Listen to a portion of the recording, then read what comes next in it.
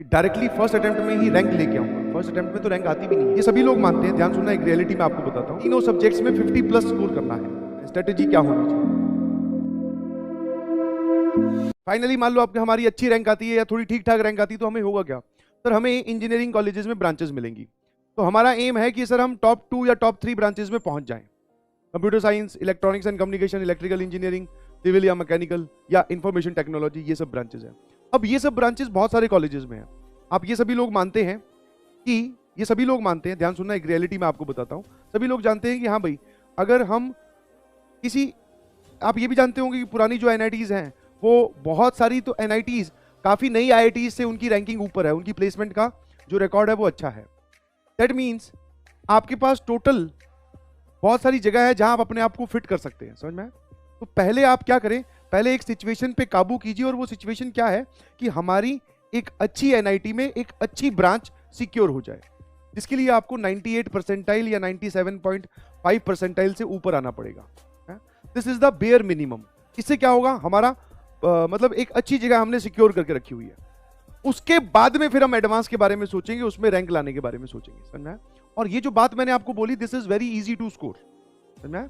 97 percentile या 98 percentile जो है वो करीबन 180 मार्क्स तक आ जाती है। 180 मार्क्स या 160 मार्क्स या 150 मार्क्स तक, ठीक है? उतना डिसेंट है, और मैं मिनिमम की बात कर रहा हूं। और 150 मार्क्स लाना मतलब तो तीनों में अगर बाइफरकेट करें 50-50-50, अगर मैं सवालों के हिसाब से बात करूं तो 50 डिवाइडेड बाय 4 करोगे तो कितना निकल के आएगा? ऑब्वियसली सर 12 सवाल निकल के आएंगे। 12 चौके 48 होते हैं ना। 12 सवाल मतलब sir that is very easy to score. और हमारे पास आएंगे टोटल 30 सवाल, 25 करने होते हैं ना। 12 मैं तो आधे पे ले आया, तो आधे पे आप एग्री कीजिए कि हाँ सर हम आधा सही कराएंगे। मिनिमम की बात कर रहा हूं। तो आप इस तरीके से अपना गोल सेट करोगे ना, थोड़ा स्ट्रेटेजी वाइज, कि हाँ भाई आप सही बोल रहे हो सर, 25 सवाल करने हैं, 12 अगर हम सही कर दें, ठीक है? वैसे 12 मैं मिनिमम बोल रहा हूं, आप 15-17 सही करके आओ, अटेम्प्ट करके आओ, उसमें से 1-2 गलत हो गए तो हमारे पास ये वाला चीज जो है, टारगेट है, वो अचीव हो जाएगा। समझ गए? अब ऐसा तो है नहीं कि आपके सारे सब्जेक्ट ही कमजोर है। किसी का फिजिक्स स्ट्रांग होगा, किसी की केमिस्ट्री बहुत स्ट्रांग होगी, किसी की मैथमेटिक्स स्ट्रांग होगी। तो जो पार्ट आपका स्ट्रांग है उसमें आप 12-25 की जगह और अच्छे से स्कोर कर पाओगे। समझना? मतलब उसमें 12 सवाल थोड़ी करने हैं, उसमें फिर हम 20 सवाल, 21 सवाल, 22 सवाल ऐसे करके आएंगे सर। तो टारगेट इज अचीवेबल। कोई बड़ी बात नहीं है जो मैं आपको बता रहा हूं, आप इसको एकदम रियलिस्टिक तरीके से सोचिए प्लीज। क्या ये बड़ी बात है? 25 में से 12 सवाल सही करने हैं अपने को, मेंस में सही करने की बात कर रहा हूं। तो नो सर, कोई बड़ी बात नहीं। And this is a bare minimum. समझ में? तो आप इस तरीके से ध्यान से मेरी बात सुनिए प्लीज। समझ में? टारगेट अभी आप बहुत बड़ा मत सेट कीजिए कि डायरेक्टली फर्स्ट अटेम्प्ट में ही रैंक लेके आऊं। फर्स्ट अटेम्प्ट में तो रैंक आती भी नहीं है।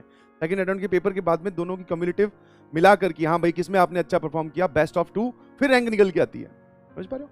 तो पहले आप ये वाली चीज सिक्योर करो, फिर रैंक के लिए फाइट करेंगे, फिर एडवांस के लिए फाइट करेंगे। ऐसे चलिए स्टेप वाइज। समझ में?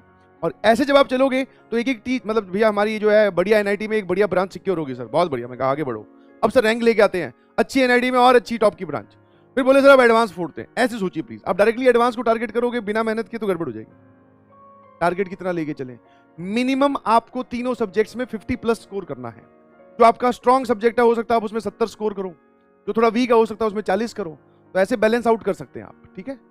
समझ में आया? तो मिनिमम इज 150 प्लस मार्क्स आपको लेके आने हैं फर्स्ट अटेम्प्ट में। अगर आप 150 प्लस स्कोर कर देते हैं, दैट मींस कि अब हमें रैंक के लिए लड़ाई करनी है।